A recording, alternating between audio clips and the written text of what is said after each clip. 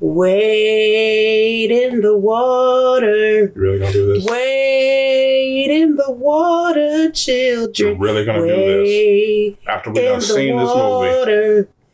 God's gonna trouble the waters. You know what? I'm not gonna drop no bars on this one. We gonna be done right here. Anyway, we got ourselves. The water, why you clapping on the 2 and the 4s? God is gonna trouble the waters. We got Harriet. I'm gonna hit our music. Let's all go to the lobby. Let's all go to the lobby. Let's all go. Let's all go. Let's all go to the.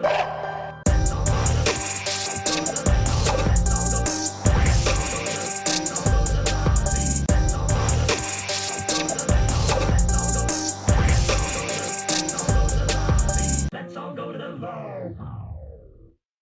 Find this thief and burn her at the stake.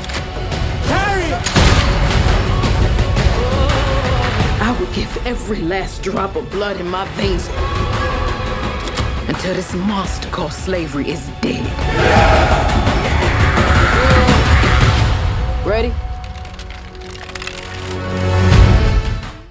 First thing first, rest in peace, John Witherspoon. Also, if I'm talking all kind of crazy in the mouth stuff, because I still got to handle that bit of an issue. But rest in peace, Pops. You know. And happy Halloween. Happy Halloween.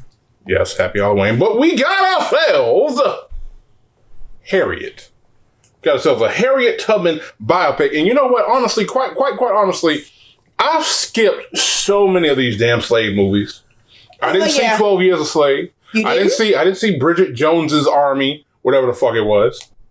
But I don't think it was Bridget Jones's Army. Whatever it was. That was actually a pretty Free State of Bridget Jones. It was not Bridget Jones. I didn't see that. But who is Bridget? You're naming a person that has nothing to do with the movie, that you're not even getting right, that had, by the way, who I thought is really cute, Matthew McConaughey. Anywho. Anyway. If you're going to name slave movies, name them correctly. Back to where we were. I usually avoid a lot of these type of movies, but this one I was actually kind of interested in because we were following, Harriet Tubman, big name, big name. Yes. And I was hoping that they would give us some nice insight into her beyond just making it sort of unraveling the myth and making it more realistic and manifest, something that we can much more greatly relate to. Yeah. And we get Harriet, starring Cynthia Erivo. I'm sorry if I screwed up your name, Minty.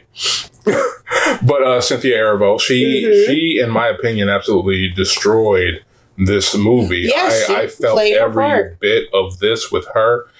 She was enjoyable to watch. The problem is, though, with a movie like this, it's kind of hard to get out of your feelings. With it, and it's kind of hard to separate yourself from the source material, and it really showed in this one because every time, usually we're sitting here, we chill, and first of all, we in not the new one. They renovated the movie theater that we don't even like to go to. They renovated it, and now it's probably become one of my favorite ones because they got nice little plush seats with little recliners and everything. We're gonna hold off on that one, but it felt good. Okay. But usually, we sit here, we enjoy the movie, we lean in, we make a little few remarks whenever. It's never disruptive, but we got to. Right. For a good hour, though, I'm just staring at the screen I'm gonna whoop somebody's ass. Yeah. I'm gonna whoop somebody's ass. Yeah, but you also have to remember the time frame. So in the time frame, I'm still gonna whoop somebody's ass. I get that. Jesus. In today's time. The one thing I'm really glad that they didn't try to write is try to push some benevolent slave master narrative, which a lot of these films tend to do, where they do something to create an analog for the white people to absolve them. Oh, my bad. That's me. Professional, sir. That's me. I had to get stuff up. My bad. To absolve them in some way, to be see, not every white person, not every one of us is a bad guy. They didn't do that in this. They didn't. At least they didn't give him a prominent role because of course you had your slave abolitionists. Yeah. But like they didn't try to do that. They didn't try to create a character to run alongside Harriet to be like, you know, I'm here to be the great white hope and all this because like they had a chance for it. They did. But and that was my fear with this movie. Because that's not who she was. Yeah. Like, technically, in real life, she was a badass. Yeah. They had one of her slave owner's sons, Gideon. I'm sorry, Joe Alwyn. Like, you killed it in this part. You killed her so much that it's on sight if I ever see you. Because, boy. Yo, he was hateable. He was hateable in this bitch. Oh, he was hateable. And like you and his mom hated this motherfucker. And you hated his mom. Hated this his mom. Who was his mom? His mom was played by who the fuck was the mom? Because it actually is showing her name up on Are you right serious? now. She was a main part of a main character. Yeah, she was. But it's not on my first one. Okay, but continue. Okay. Eliza, Jennifer Nettles. Jennifer.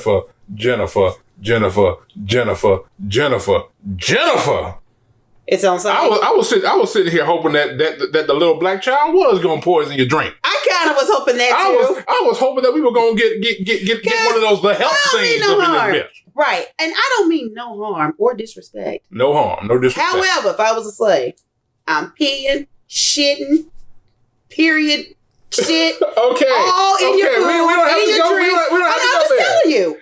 If some slaves did do that, I would be one of them bitches. Okay, but the film was brilliantly acted. It was. Janelle Monáe, I loved her. Oh my so much. God! So shout out Janelle Monáe, Leslie Odom Jr. You guys are now Kaiju.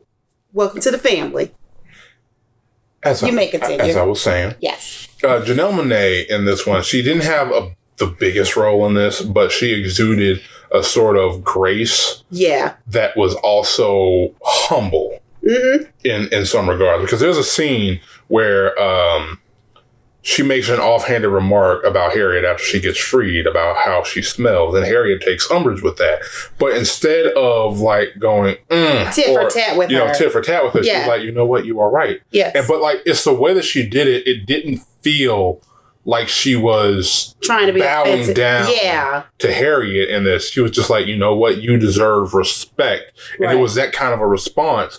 And the way that she played what little part of this role she had, because like when she finally gets gone off the screen, oh my God, she left an impact. Yeah, she did. She left an impact. She did. Because while she was on screen, that's all you saw. Perfect.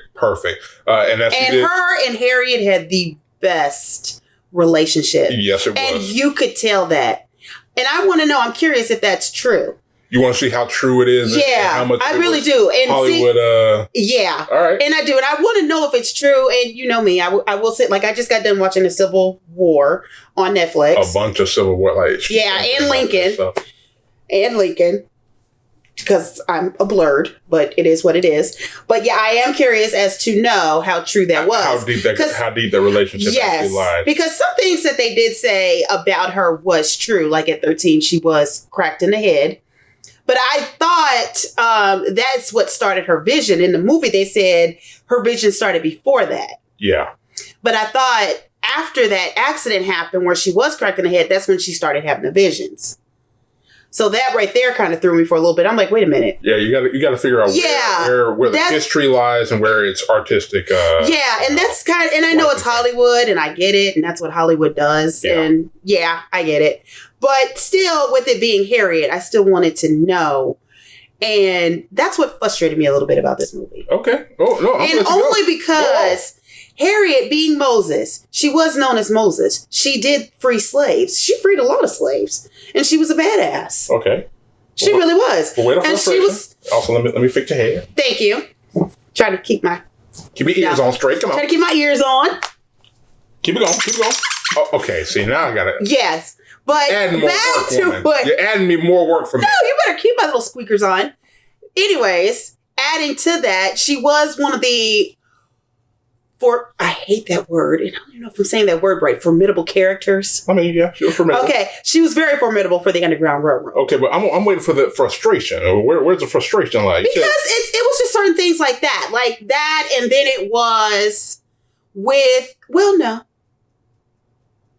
I can't really say a frustration. I take that back. I'm sorry. All that. Because I thought it was frustration. It's not. But, of course, we know Hollywood. Not to repeat that. But, I mean, this movie just... Well, I'm going to hit you with one of my frustrating things with this. It lags. For a 2 hour and 5 minute movie, yes, it did. Was that how long it was? It was 2 hours and 5 minutes. It felt like it was 3 hours long. No, it was 2 hours and 5 minutes. You feel like all it was of 3 it. hours long. You feel all of it. Feels long, and it feels bad for me to say this because you sit through some of these kind of movies, and when you're having a movie that is basically somebody's life or an artistic licensing of somebody's life, however far it goes, it feels wrong to be like, man, this motherfucker's long, but at the same time, it is kind of long to the point where there are certain scenes where it's just like, you could have made that a little bit tighter. You could have brought that down a little bit more. If you want me to be honest with you, yes, that's the whole point of us doing. I know that. Well, what I'm saying is, I think a lot of stuff they could have cut out. Yeah, and I think they could have talked more about her life as far as being more in the Civil War, her role in that. You know what? Because that's what I was anticipating. There was a lot of stuff. Movie. There was a lot of stuff that it was important, and they missed some of it. You missed the forest for the trees because, the Civil War stuff, the Union spy stuff. Yeah, she was they glossed over that. And it's like a little subtitles. She was also one. It's like, I want to see that. Yeah, I want to see that. So I'm going to take back what I said earlier. That was my frustration because there you go. I knew it was important that she did the Underground Railroad. I got that. I knew it was important that she freed over 70 slaves. I mean, we got that. I'm going to interject real quick. Time out.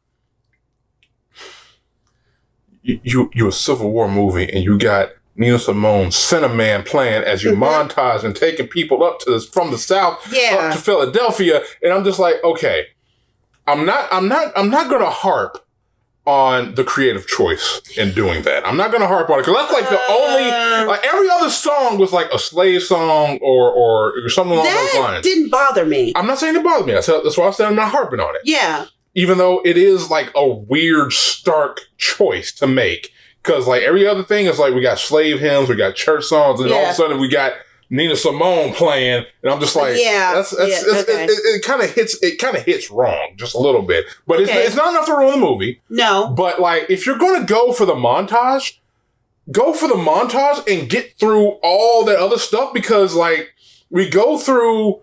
Oh, shit, man, where you gonna run to? It's you're running through. Yeah. And then, once that song is over and the montage is over, we're still doing the same damn thing. And it's if you're gonna montage it, use it to transition through the stuff. If you're gonna yada yada some parts of it, yada yada it, and then get to the good stuff. And that's what frustrated me. Because, we started in 1849 when she escaped. Yeah. We could have got to that. We could have quickly went to her saving her family. Yep. After that, we didn't get to saving the family until the end of the damn movie. And we could have brushed quickly past all of that. And you would have understood through all of that she saved over 70 slaves. Yeah. And we could have got to the Civil War.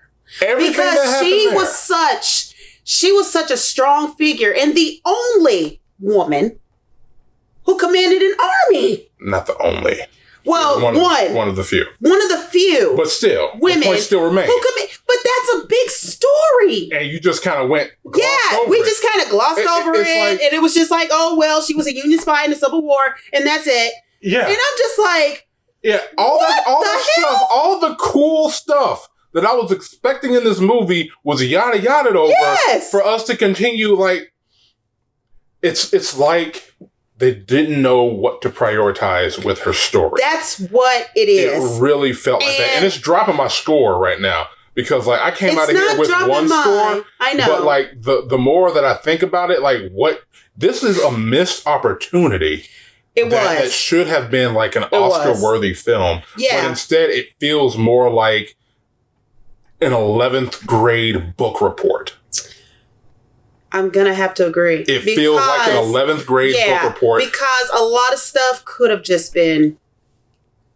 I mean, I'm not saying that a lot of stuff that they played was not important. You just could have shrunk all of that into like maybe a 30-minute... You know what? I'm going to be a little more harsh real quick. It feels like somebody read over the memoirs of Harriet Tubman and just read down everything wrote down the report as they were reading it. Yeah. And then once they got to, the assignment length, they just said, you know what, I'm done. I have to finish the rest of the story. And I can yada That's over what it the felt rest. like. Yeah. And it's like, it doesn't feel like you took a look at her whole life and then said, okay, we want this, and this because they're important. You just went, okay, we want this.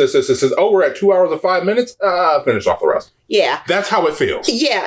And another thing I want to point out, because they really could have made this into a thriller. And what I mean by that is with her being a Union spy for the Civil War. Oh my God. That's a movie I want to see. Yeah. I want to see that movie. And that's what I was expecting. That's what I was expecting. I'm going to add on to that. There was like one scene where you actually felt fear and worry about her trying to free the slaves. Everything else just like, she ran in and, there they are in Philadelphia. Yep. She ran in and, there they are in Philadelphia. Yep. She ran in and, Fugitive Slave Act passed. They're in Canada now. Yeah, we're in Canada.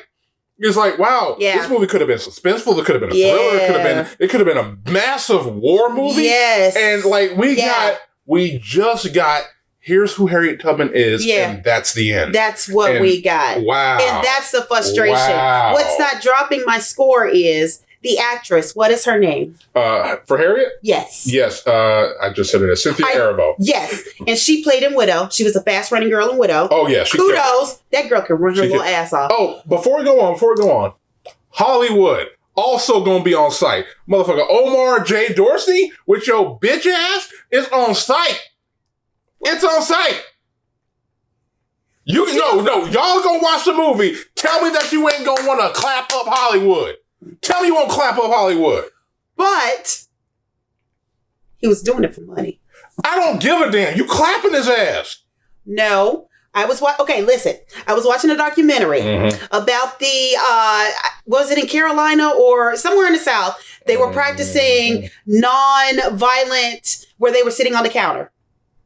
It was 4 black men. Yeah, I get that. And they were practicing that. Okay. So when they went up to the counter, of course, the whites asked them to leave. Okay, what's it got to do with this? I'm getting there. Okay, I'm going to let you get there. You're meandering. I'm going to let you get there. They went in the back because there was a black worker in the back. She said, I need y'all to get up and leave because y'all are going to start causing trouble for us here, and we ain't need no trouble. Now, I wanted to get her on site, but then I had to think about it. That's her only job. With them causing trouble, they could fire her too. It doesn't matter. She's black. You comparing a waitress who is captive in this situation, working at the counter, versus a motherfucker who could have had any other job besides chasing down slaves. No. I'm going to have to disagree. No. I may be wrong, but I'm going to have to disagree. No. I'm going to have to disagree. No. All right. You know what? I think. Yeah, we're getting off topic. We're going into other shit. People are pissing us off. The movie pissed us off. Oh, okay. You know what? It's freaking Halloween. We already threw what our we already threw what we liked, what we hated.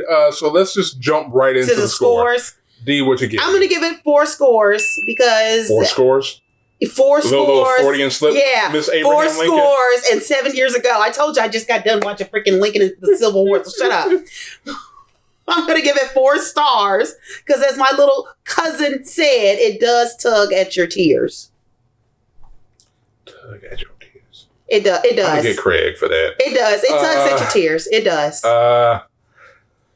I came out of the theater going, yeah, it's a good 3. It's a solid film. Yeah. It's, but the more you think about it beyond just what it is and think about what it could have been. Yeah. It's hard not to go, this was a whack movie compared to what it could have been.